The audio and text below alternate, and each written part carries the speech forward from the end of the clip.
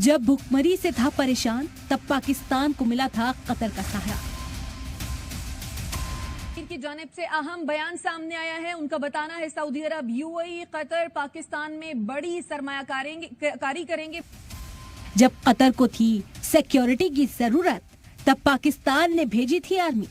पाक आर्मी के नाम एक और एहसास, आर्मी के ऑफिसर्स, जूनियर कमीशन ऑफिसर्स और जवानों पर मुश्तमिल सिक्योरिटी दस्ता फीफा वर्ल्ड कप 2022 की सिक्योरिटी संभालने के लिए कतर रवाना।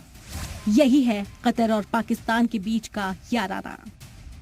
Army chief general Asim Munir से कतर की मुसल्लह अफवाज के chief of staff lieutenant general Salim की मुलाकात हुई। ISPR के मुताबिक मुलाकात में बाहमी और पेशा वाराना दिलचस्पी के अमूर और इलाकाई सलामती की सूरत हाल पर तबादला ख्याल किया गया।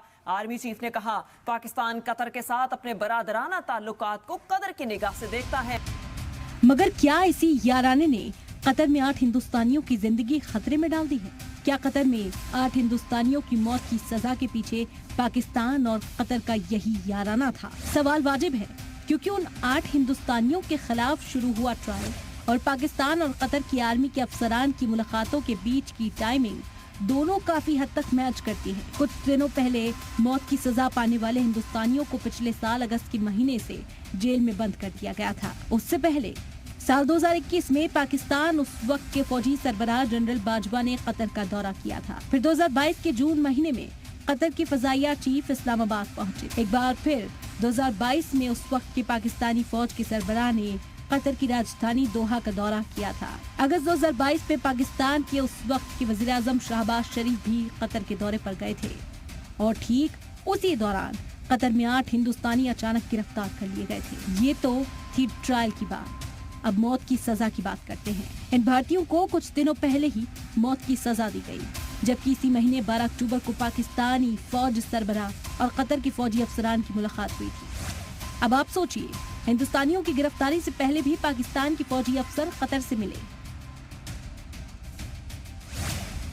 और उनको मौत की सजा मिलने से पहले भी पाकिस्तान और कतर के फौजी सरबराहों ने मुलाकात की। आखिर इतना बड़ा इत्तेफाक कैसे हो सकता है?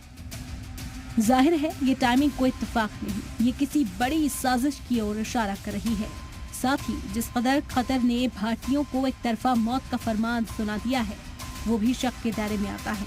इनकी सजा को लेकर अभी तक हिंदुस्तानी सरकार को कतर की तरफ से कोई ऑफिशियल जानकारी नहीं दी गई और न ही हिंदुस्तान को कतर की अदालती फैसले की कोई कॉपी मिली। यहाँ तक कि कतर ने इस ताल्लुक से अभी तक हिंदुस्तान से कोई बात ही नहीं की है। 8 हिंदुस्तानियों को फांसी की सजा देने के फैसला कतर की पॉलिसी और साब्तों दोनों पर सवाल खड़े करता है। सवाल ये है कि कतर ने सभी 8 भारतीयों पर लगे इल्जामात पब्लिक क्यों नहीं किए? कतर ने बंद कमरे में समाअत क्यों की? कतर ने मुबैना जासूसी के इल्जाम में कंपनी के मालिक को भी पकड़ा था, तो फिर उसे क्यों छोड़ा? इल्जाम सामने आने के बाद कंपनी को बंद क्यों किया गया? सजा पाने वाले भारतीयों को परिवार से मिलने की इजाजत क्यों नहीं दी जा रही? ये मामला पेचीदा है।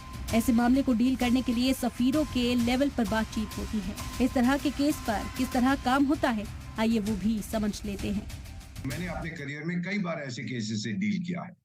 पहले कचहरी में जाता है, हम लोग विदेश मंत्रालय उस देश के उनसे संपर्क रखते हैं, फिर वो कहते हैं भाई अभी कचहरी में फैसला आ जाए, अगर तो फैसले में वो बरी हो गए तो कोई बात नहीं है। फिर हम फॉरेन मिनिस्ट्री से बात करते हैं कि भाई अभी क्या हो रहा है, कुछ बताओ। और फाइनली जब पूरा लीगल प्रोसेस खत्म हो जाता है, फिर कतार की कॉन्स्टिट्यूशन में है कि जो अमीर है, जो भारत के प्रधानमंत्री के बहुत दोस्त हैं, वो प्रेसिडेंट वो पार्डन जो कहते हैं, रॉयल पार्डन उनको दे सकते हैं और वो बच जाएगा। एक्सपर्ट्स मानते हैं कि पीएम मोदी की क़यादत में वज़ारत ख़ारजा आसानी से उन हिंदुस्तानियों की जिंदगी बचा सकता है। समय हमारे संबंध फॉरेन मिनिस्ट्री में है और अब जो कांटेक्ट है भारत के प्रधानमंत्री और एमीर का, बहुत दोस्ती है, ये वापस आएंगे। भारत माँ अपनी संतान को वापस लाए। कतर हमेशा इस्लाम के मानने वालों का साथ देता है।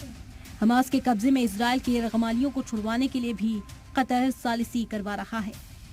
हमास को हिमायत देने वाले मुल्क से पाकिस्तान की दोस्ती भी लाजमी है और जो टाइमलाइन हमने आपको बताई, उसके मुताबिक हिंदुस्तानियों की मौत के पीछे पाकिस्तान का हाथ साफ नजर आ रहा है।